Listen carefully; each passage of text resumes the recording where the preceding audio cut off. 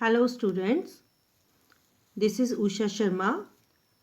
Today I will start the chapter 7, an imperial capital Vijayanagara from themes in Indian history part 2. Hampi is another name for Vijayanagara Empire. The name Hampi is derived from the local mother goddess Pampa Devi. The local people remember Vijayanagara Empire as Hampi. The remains of Vijayanagara Empire have been found at the modern Hampi in Karnataka. Colin Mackenzie. The ruins at Hampi were brought to light in 1800 by an engineer and antiquarian named Colonial Colin Mackenzie. He was born in 1754 and became an engineer, surveyor and cartographer. In 1815, he was appointed as the first Surveyor General of India and remained in the post till his death in 1821. In order to understand India's past to make governance of the colony easier, he surveyed many historic sites. He thought that regional customs and tradition will benefit the English East India Company in its administration. As an employee of the English East India Company, Colin Mackenzie prepared the first survey map of the site. He conducted his study first based on the memories of priests of the Virupaksha temple and the shrine of Pampa Devi. Subsequently, from 1856, photographs began to record the monuments which enabled scholars to study them. As early as 1836, epigraphists began collecting several dozen inscriptions found at this and other temples at Hampi. The information thus collected was corroborated with the accounts of foreign travelers and other literary work. Vijayanagara, or City of Victory, was the name of both a city and empire. The empire was founded in the 14th century by Harihara and Bukka in 1336. The empire stretched from the river Krishna in the north and the extreme south of the peninsula. On the northern frontier, the Vijayanagara kings competed with contemporary rulers such as the sultans of the Deccan and the Gajapati rulers of Orissa for control of the fertile river valley and the resources that were brought by overseas trade. Karnataka Samrajyam was the name used by the contemporaries to describe Vijayanagara Empire. King and traders. Trade on horse during Vijayanagara rule. Cavalry was very important part of warfare during this period. The import of horses from Arabia and Central Asia was important for the king.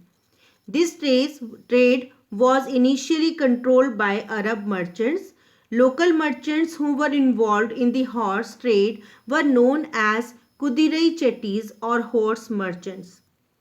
From 1498, other actors such as Portuguese arrived on the scene. Markets in the Vijayanagara Empire were known for its spices, textiles and other precious stone. Trade was a status symbol for cities in the empire and boasted of a wealthy population that was in need of high value exotic goods such as precious stones and jewelry. The revenue that came from the trade was used for the development of the state. The apogee of Vijayanagara Empire. The first dynasty of the Vijayanagara Empire was the Sangama dynasty founded by Harihara and Bukka. They ruled the empire till 1485. They were replaced by the Saluas, the military commanders who remained in power till 1503. The Salua dynasty was replaced by the Tuluva dynasty. Krishnadev Raya belonged to the Tuluva dynasty. Krishnadev Raya's rule was characterized by full expansion and consolidation. Krishnadev Raya brought under his control the land between the Tungbhadra and Krishna river called the Raichur Doab in the year 1512.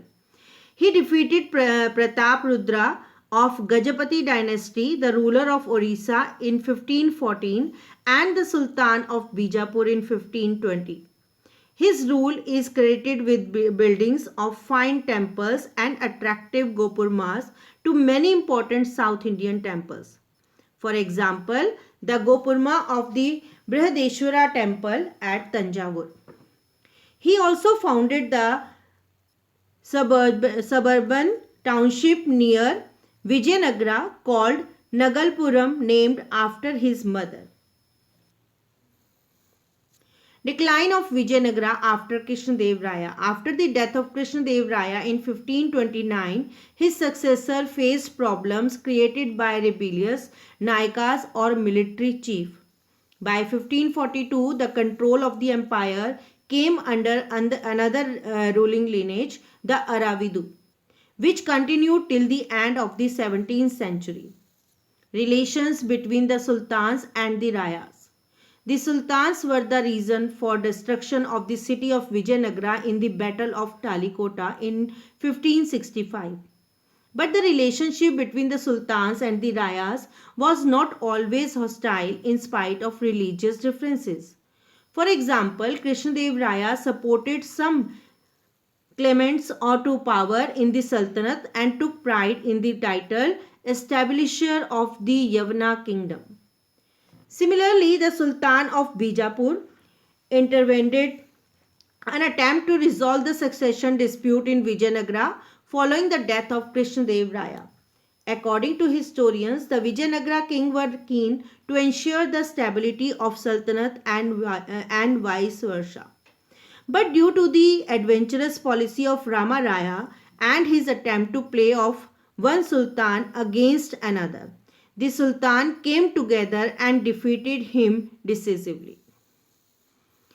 The Battle of Talikota, another name Rakshashi Tangri. The military ambitions of the rulers of Vijayanagara and the Deccan sultans resulted in shifting alignments.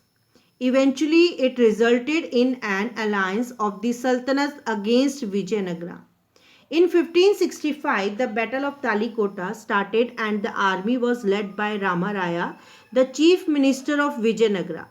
The army of Vijayanagara defeated by the combined armies of Bijapur, Ahmednagar and Golconda. The victorious army sacked the city of Vijayanagara. The city was abandoned within a few years. After the defeat, the Aravidu dynasty shifted its focus to the east and ruled from Penacona, later the Chandragiri near Tirupati. The Nayakas in the Vijayanagara Empire. In the Vijayanagara Empire, the Nayakas were military chiefs who exercised power and controlled forts and had armed supporters. These chiefs often moved from one place to another and many a times were accompanied by peasants looking for fertile land in order to settle. The Nayakas spoke Telugu or Kannada. Many Nayakas were under the control of the king of Vijayanagara but often rebelled and faced military action by the king. The Amar Nayaka system.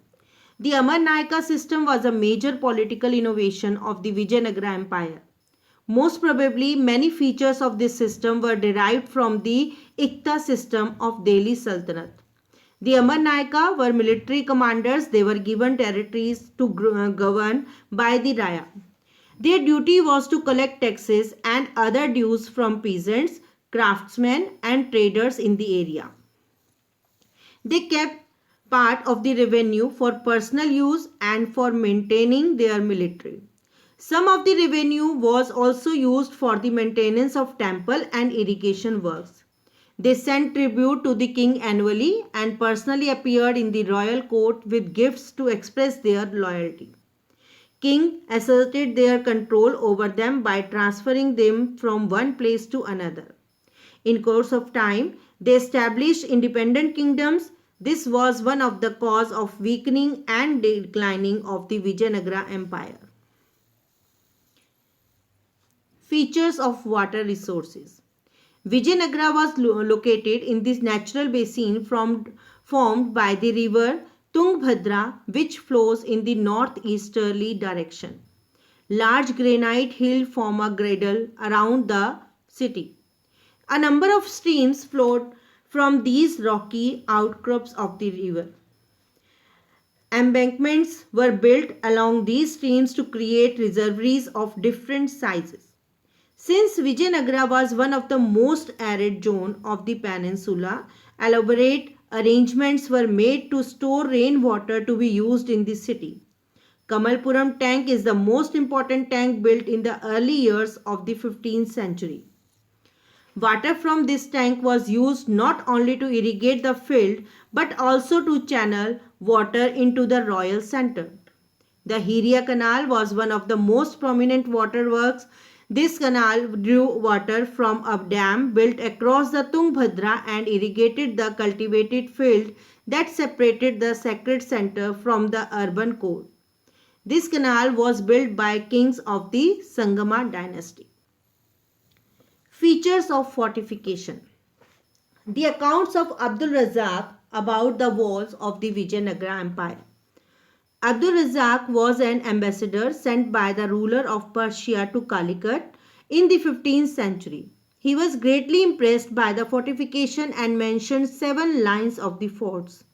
He says that the forts were encircled not only the city but also its agriculture, hinterland and forest. The outermost wall linked the hills surrounding the city. The masonry construction was slightly tapered. No mortar or cementing agent was employed anywhere in the construction. The stone blocks were wedge-shaped, which held them in place. The inner portion of the wall was the earth packed with rubble. Square or rectangular bastions projected outer walls. The most important feature of the Vijayanagara fortification was its incorporation of the agricultural tracts because the rulers were well prepared to face the seas and its consequence. Abdul Razak noted that between the first, second and the third walls there are cultivated field, garden and houses. Why the agricultural lands were incorporated within the fortificated area. During the medieval period, the major objective of the siege was to starve the defenders into submission. These sieges could continue for months and sometimes even years. Rulers were ready to face it with proper arrangements by building large granaries with fortified area. The rulers of Vijayanagara adopted a more expensive and elaborate method of protecting the agriculture belt itself by incorporating agricultural tracts in the fort. A second line of fortification went around the inner core of the urban complex. A third line surrounded the royal center, within which each set of major buildings was surrounded by its own high walls. The fort was entered through well-guarded gates leading to the major roads. Gateway were defined architectural feature. The arch on the gateway leading into the fortified settlement as well as the dome over the gate is regarded as typical features of the architecture introduced by the Turkish sultans.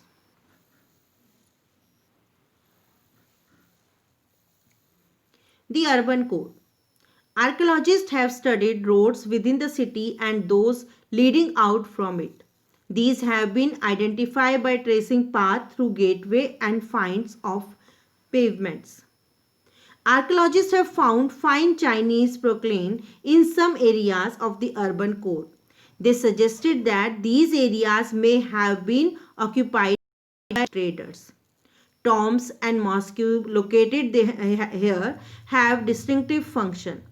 The ordinary people of the Vijayanagara Empire lived in ordinary houses. Field survey indicates that wells, rainwater tanks and temple tanks of the various small shrines scattered throughout the urban core might have served as sources of water for the ordinary dwellers. Royal Center of the Vijayanagara. The royal center was located in the southwestern part of the settlement. It included 60 temples. The patronage of temples was important for rulers because they were trying to establish their authority through association with the divinities housed in these shrines. About 30 buildings have been identified as palaces.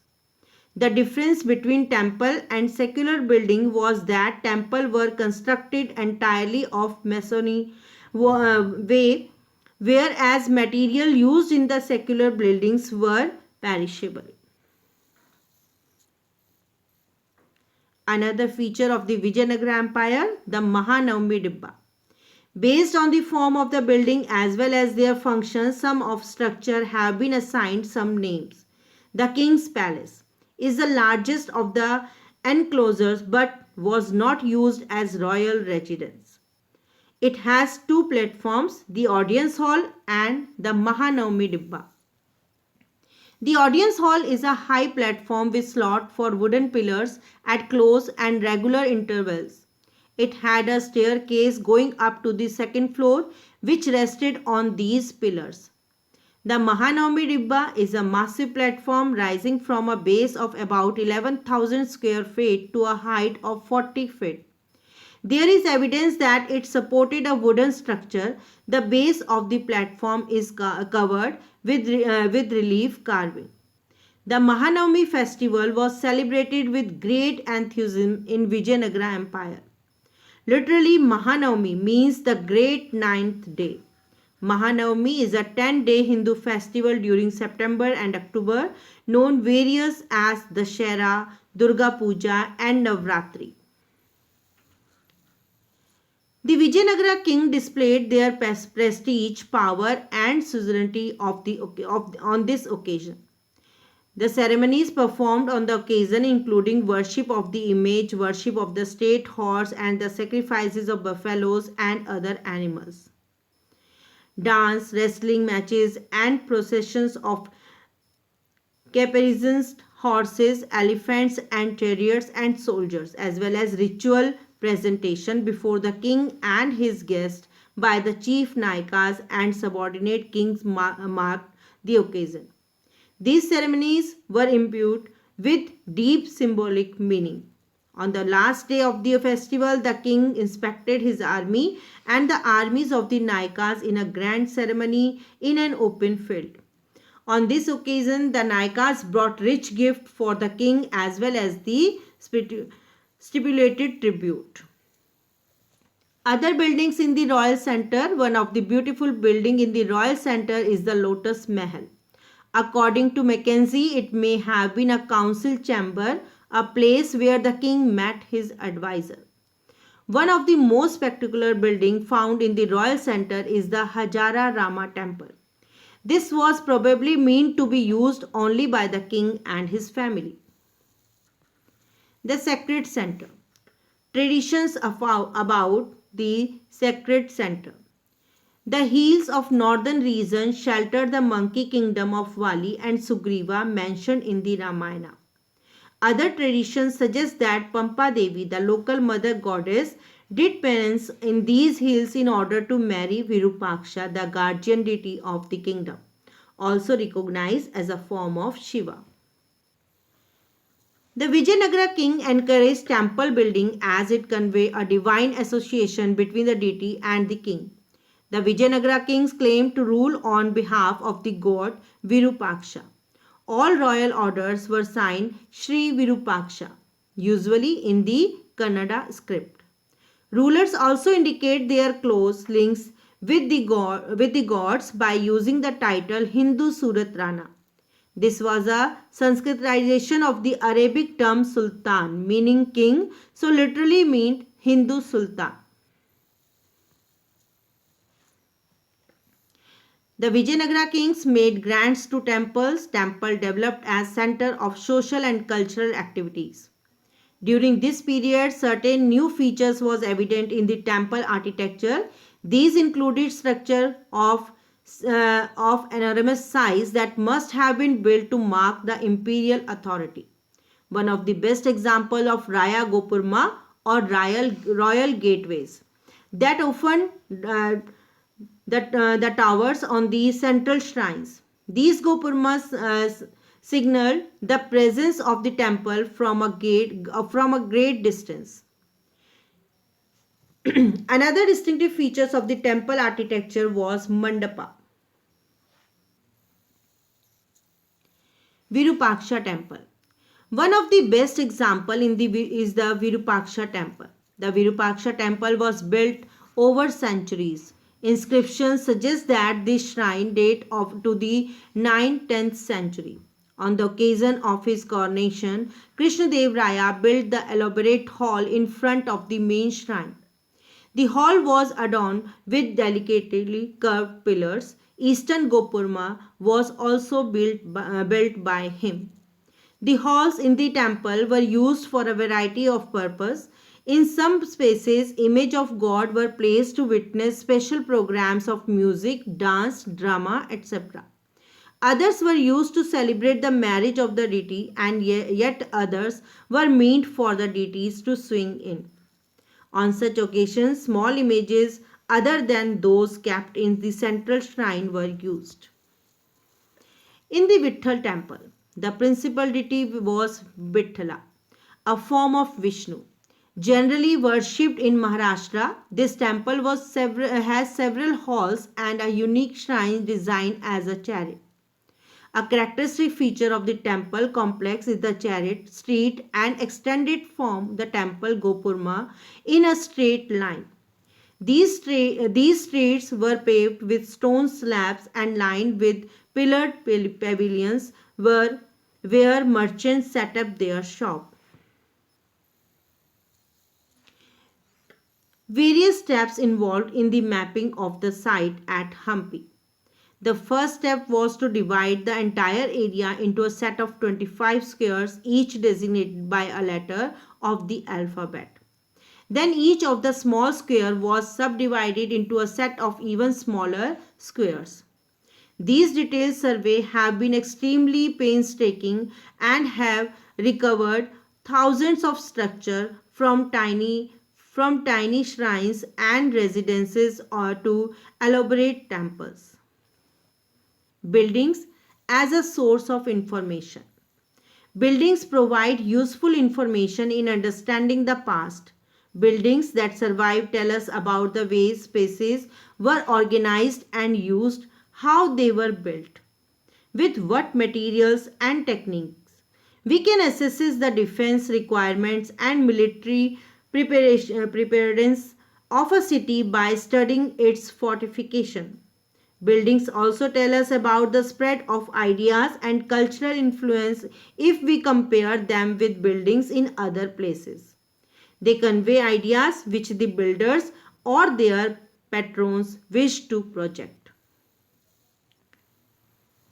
Travelers who visited Vijayanagara Empire. Several travelers visited the city of Vijayanagara but left their travel accounts. Notable among them are Italian trader Niccolo di Conti, an ambassador named Abdul Razak sent by the rulers of Persia, and a merchant named Afanasy Nikitin from Russia. All of them visited the city in the 15th century. Portuguese travel by Duarte Barbosa, Domingo Paes, and Fernando Nunes visited the city in the 16th century. Thank you, class.